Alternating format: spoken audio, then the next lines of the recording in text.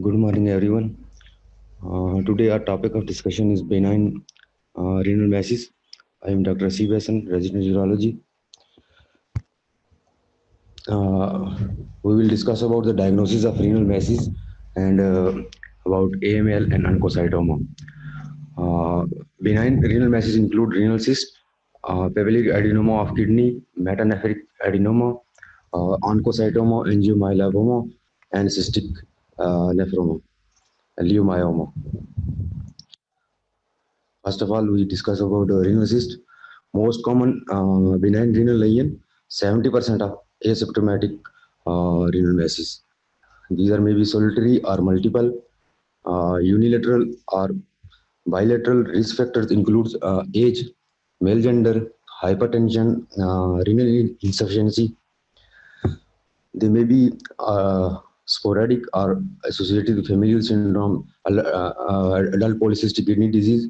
And there are higher incidence of RCC associated with cystic disease. They usually diagnosed incidentally, can be imaged through a variety of radiographic techniques, including ultrasonography, CT, and MRI. On ultrasound, simple renal cysts are a smooth wall, fluid filled, no internal echoes, and posterior wall enhancement. CT and MRI, the hallmark of simple cyst disease is the absence of enhancement. This is the Bosniak classification based upon the imaging characteristic of and it is from 1 to class 1, class 2, 2F, 3, and 4. Uh, uh, Type 1 is simple cyst with a hairline, thin wall that does not contain septa, calcification, or solid component. It measures water density in hospital unit and does not enhance with intravenous administration of contrast agent. Incidence of malignancy is 1.7%, and no therapy or follow-up is required. And type 2 is cyst may contain few hairline thin septa and fine calcification or short segments of slightly thickened calcification may be present in the wall of septa. Uniformly high attenuation lesion less than 3 centimeters, so-called high density cyst, are well originated and don't enhance with IV administration of contrast agent. And incidence of malignancy type 2 is 18.5%. No therapy or follow-up is required. Type 2F cyst may contain multiple hairlines in septa or minimal smooth thickening of their wall or septa, contain calcification that may be thick and nodular, but no measurable contrast enhancement is present. Totally intrarenal non-enhancing high attenuation renal lesion greater than 3 centimeter also include in this category. Uh, the incidence of malignancy in 2F is 18.5%. In this case, we repeat imaging to assess stability of size and radiographic characteristics is required. Type 3, indeterminate cystic masses are thickened, irregular, or smooth wall septa in which measurable contrast enhancement is present. Incidence of malignancy is 33% and excision or ablation is required. Clearly, type 4 is clearly malignant cyst masses can have all the criteria of category 3, but also contains enhancing soft tissue components. Incidence of malignancy in type 4 is 92.5% and excision or ablation is that is required. Now we'll discuss about the oncocytoma, most common benign and enhancing renal mass. Up to 25% of renal masses smaller than 3 centimeters represent oncocytoma, making them a challenging diagnostic entity in clinical practice. They are 3 to 7% of renal tumors. According to recent studies, its incidence increasing in older age patient and female. Genetically, they are related to chromosome 1 or 14, arise from intercalated cells of renal tubules. Their sporadic varieties most common and they can be related to Britt-Hogg-Dutch syndrome. They are usually asymptomatic. Can present with grass hematuria, flank pain, and palpable mass. In 30% cases, can be multiple renal oncocytosis, presence of multiple concurrent oncocytoma with or without RCC. In 32% cases, oncocytoma and RCC may coexist. Pathologically, they looks like grassly. These tumors have brown surface similar to the appearance of normal renal parenchyma tissue with a variable present um, central scar. Originate from intercalated tubular cells of the collecting tubules. And histologically, classically, strongly eosinophilic because of the high mitochondrial density with nest and tubular structures arising from distal tubules. Nuclei tend to be round and regular with extremely rare mitotic figure. Interestingly, oncocytoma can be associated with perirenal fat invasion and renal vent invasion, findings that carry prognostic significance in RCC but do not in oncocytoma and should not be interpreted as an aggressive pathology. Eosinophilic variant of chromophobe RCC and oncocytoma are histologically almost similar, so additional pathological testing is required. Immunohistochemistry is sufficient to establish the diagnosis pathologically.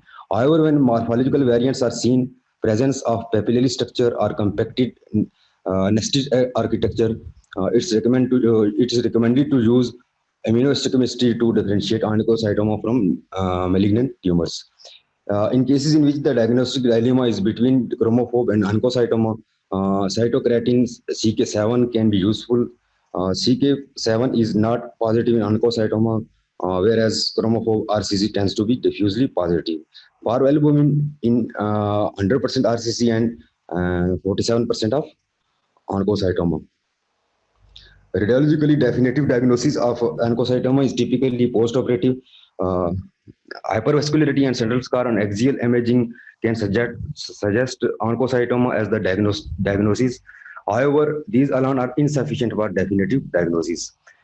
On intravenous pallogram appear as sharply demarcated, often large exophytic masses with enhancement during the nephrogenic phase.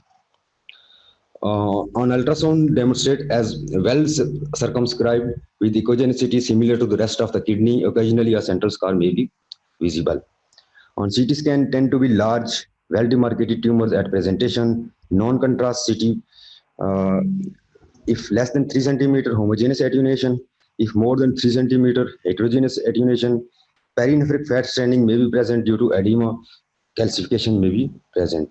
Post contrasts, small tumors may enhance homogeneously, large tumors usually enhance heterogeneously.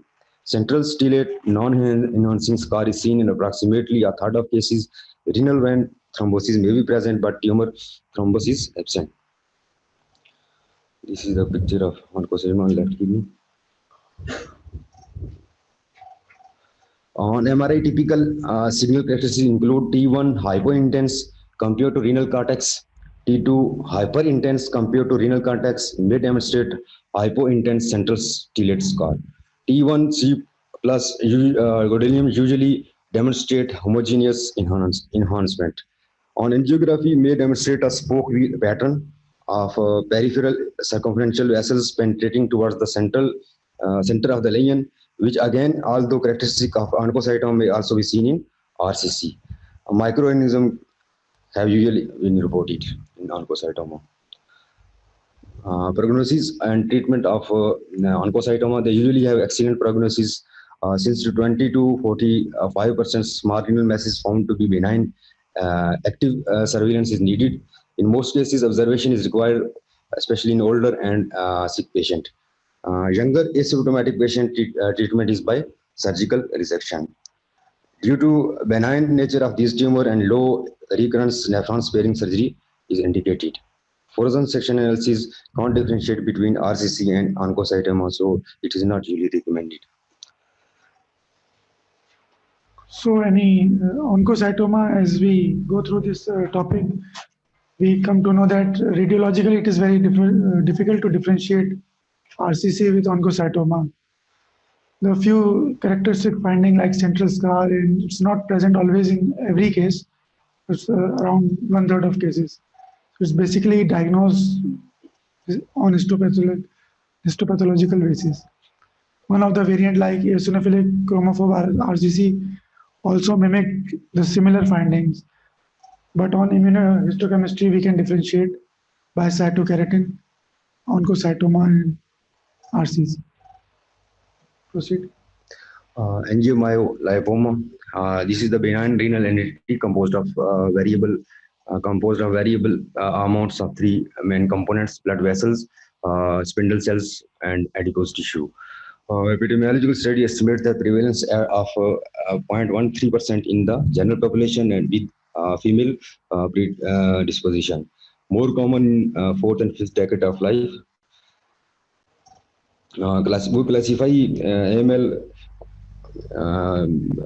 sporadic, which is 80%, and unilateral, slow-growing unifocal tumors, and hereditary, 20% associated with tuberous sclerosis, bilateral, multifocal, and aggressive and symptomatic.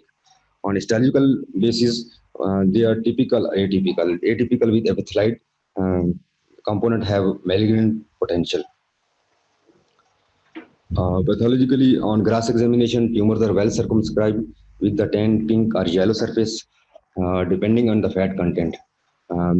Two histological types have been described: typical triphasic and atypical monophasic or epithelioid AML, characterized by minimal fat content and an abundance of epithelioid cells. Atypia with epithelioid cells, the presence of mitotic figures and necrosis are common and suggest a more aggressive course. This is the histological picture of AML. On immunohistochemistry, pathologically mimic AML includes sarcoma, specifically fibrosarcoma, leiomyosarcoma, and liposarcoma and RCC. Importantly, spindle cells have melanocytes features, and therefore melanocytes markers HMB45 and Milan A are important immunohistochemical stands to add in the diagnosis when in doubt. AML stands strongly for estrogen receptor B, progressive progesterone receptor, and androgen receptor, which may explain the post-pubertal female preponderance. On radiology, diagnosis of AML can be made on imaging. Ultrasound, well-defined echogenic with posterior acoustic shadowing. However, this is not pathognomic of AML. RCC can have same appearance. Further imaging is needed. In the setting of tuberous sclerosis that may be so numerous that the entire kidney is affected, appearing echogenic with the loss of CMG, corticomedullary differentiation. On CT scan, the presence of fat with the Arfin unit of 10 or less is considered diagnostic. Up to 5% AML are fat poor, especially in tuberous sclerosis. Absence of calcification favors diagnosis of AML. On MRI, MRI is excellent diagnostic modality for fat-containing lesion. Two main set of sequences are employed: T1 and T2 hyperintensity enhancement on gadolinium administration, hypointense on T1 fat suppressed sequence, and in phase and out of phase imaging generates India ink artifact between fat and non-fat component. This can occur at interface of kidney and mass or between fat and non-fat component. Although the diagnosis can be confidently made on imaging in most circumstances, fat-poor AML, which resemble RCC, fat-containing RCC, and liposarcoma are unique in situations in which the diagnosis can be problematic on imaging. When fat-poor AML is considered, percutaneous biopsy has been useful in determining the diagnosis. Approximately 4 to 14% AML do not contain radiographically identifiable fat and appear similar to RCC on standard imaging. In that case, MRI is helpful. They clinically present as usually asymptomatic, incidentally discovered on ultrasound, may present as flank pain, palpable mass, or painless hematuria, Wunderlich syndrome, spontaneous massive retroperitoneal hemorrhage, in which acute flank pain, flank mass, and shock may be the initial presentation of the patient. Up to 10% of cases present in this way. 20 to 30 MAL occurs in patient with tuberous sclerosis complex. Treatment is active surveillance, asymptomatic solitary tumor less than 4, aneurysm less than 5 mm, or 6 to 12 month imaging by ultrasound to document growth rate. For hereditary MRI yearly, especially when associated with tuberous sclerosis complex. When is intervention required? When symptomatic, when size is larger than 4 mm, aneurysm greater than 5 mm, highly vascular, women of childbearing age, suspicion of pregnancy, suspicion of malignancy, and risk of loss of follow-up. Papillary adenoma of the kidney. In 2004, the World Health Organization defined papillary adenoma as a low-grade, grade 1 to 2, well-circumscribed cortical lesion measuring less than 0.5 centimeter. Incidence increased with age, male sex, end-stage renal disease, acquired renal cyst disease, sporadic RSCC, and hereditary papillary RCC. Pathologically, histologically, cells are uniform with benign nuclei and are arranged as either tubular papillary or tubulopapillary, similar to papillary RCC, raising concern about the potential that papillary adenomas are a pre-malignant lesion. In addition, supporting this concern is the similar immunohistochemical staining and cytogenetic changes such as trisomy 7 and 17 of papillary adenoma and papillary RCC. Because papillary adenomas are, by definition, less than 1 centimeter in size, they are often diagnosed pathologically as a concomitant finding with the RCC and therefore require no further directed therapy.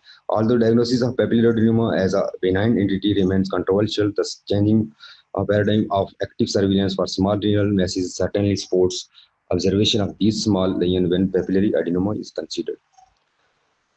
Metanephric adenoma, rare benign epithelial lesion in the kidney that has been described in the literature mainly through case reports representing approximately 0.2% of renal masses. It can present at any age, although peaks in the fifth decade and is found more often in females, 2:1 female to male ratio. Approximately one half of patients are diagnosed incidentally. The remainder experience symptoms such as flank pain, grassa machuria, palpable mass, and polycythemia. Pathology. Grassly, this appears as well circumscribed tan brown masses that have been reported up to 15 centimeters. They found that all cases contain uniform cells with bland nuclei and scant cytoplasm. Where architecture was described, acinar, follicular, tubulopapillary, and glomerular structures were reported. Immunohistochemistry, beneficial in distinguishing papillary RCC from this entity.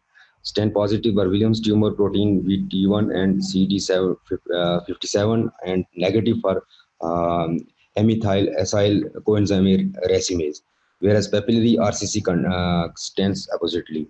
Meanwhile, papillary adenomas are notable for cytokeratin 7 and epithelial membrane antigen positive, whereas metanephric adenomas are negative for these markers.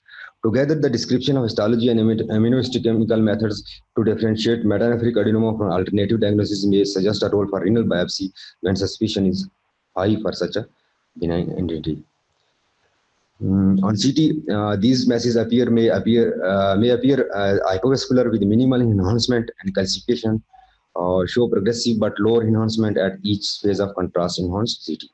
Notably, enhancement was uniformly less than that of the renal parenchyma, a finding in a contrast to RCC, in which rapid enhancement is common. Cystic nephroma.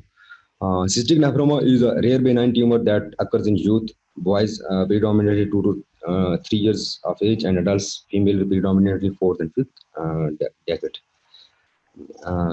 Tumors are often solitary central cystic masses with calcification, extension to the collecting system, and septal enhancement.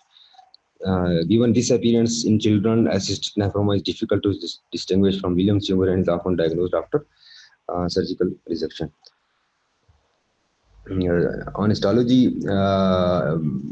encapsulated cystic lesion lined with the cuboidal and obnal epithelium in a stroma variably composed of collagen and spindle cells, fascicles.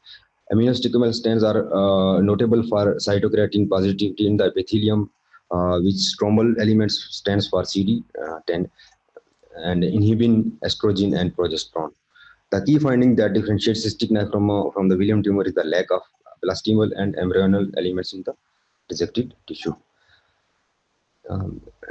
Mixed epithelial and stromal tumors. Mixed are benign tumors of the kidney that are most often identified in perimenopausal women, often with a history of estrogen replacement, with a peak incident in the fifth decade.